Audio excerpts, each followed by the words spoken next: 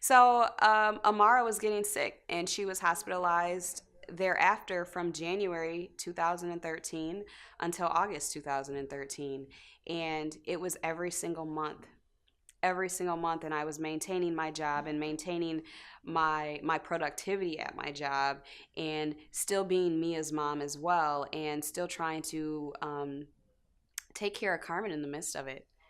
So Amara was really going downhill, and again, my body kind of went into that spiral where I was having the anxiety, and so we were way in 2005, 2006, and here we are, 2013, and my body is starting to take a hit again.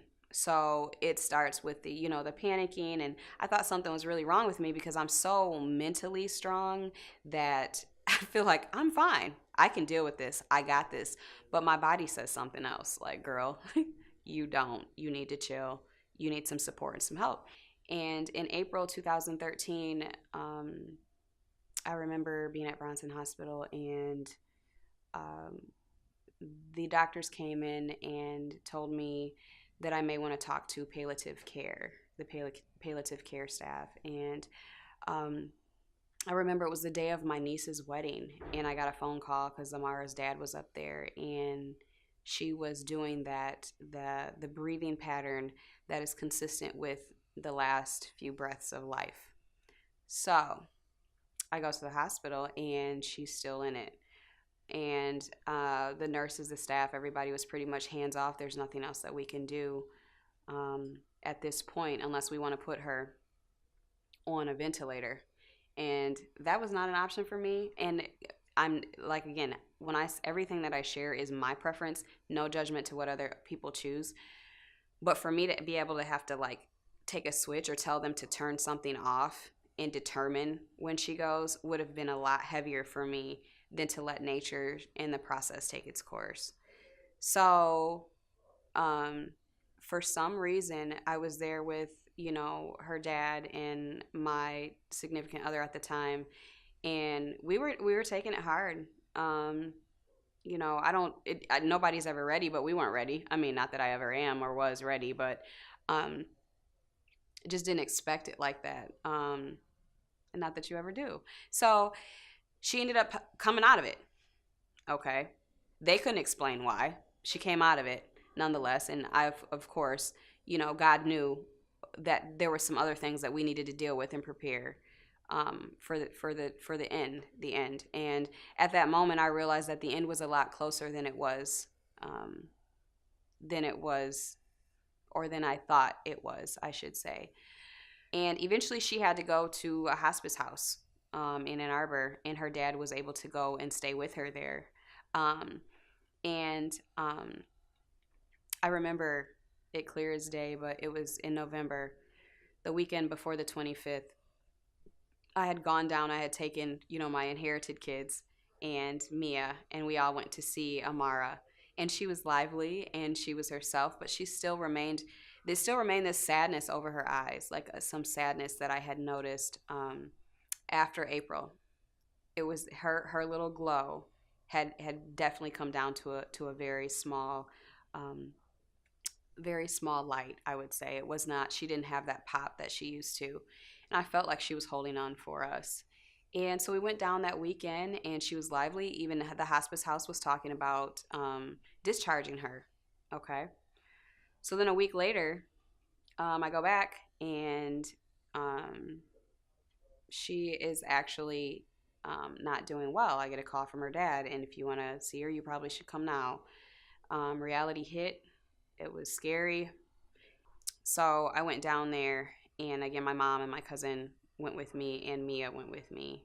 And we went, and I'm glad I saw her the weekend before, because thereafter, um, that was the last time I saw her truly as she was, aside for that small light.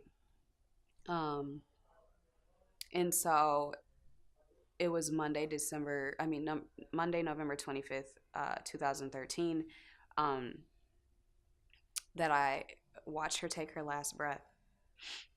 And I wish that experience on no human being, on no mother. Um, the worst thing that could possibly happen to me happened to me, and I lost my child. It was quite a road. I remember walking in a cloud, probably for about 2 months. Kind of don't even remember a whole lot from then. Getting together the funeral arrangements. Thank God for my best friend and my mom, because I don't know. I mean, I don't know. Like, what do you say?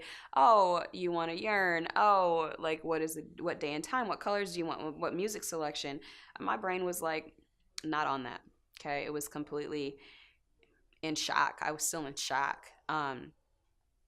Thereafter, um, the decision for that toxic relationship became final, um, and I hit the pavement running. It was just like, pew.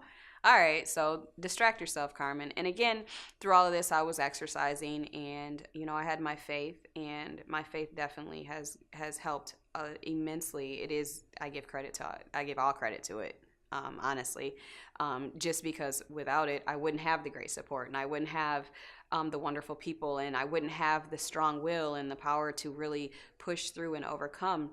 So I say all this. This is 2014. Here we are, 15, and I got in another love relationship, and um, you know, here I am single again. Ha! Because I need it, and I need time to heal. But and again, wonderful, wonderful people, wonderful person in my life. But so here I am, and I can honestly say it's probably the clearest I've been ever. Okay. The most real that I've been ever with myself. And what helped me, and I think everybody can kind of see what helped me. It was my faith and my support. And even there's people out here who don't have support. You have to go find it. Sometimes you have to go find it. And just the things that helped me is what my mom again taught me. Something I call grateful living. And actually, I just posted a video recently that is actually scientifically proven to help with happiness. And it's basically you highlight all the good in your life every single day when you feel like nothing else is good.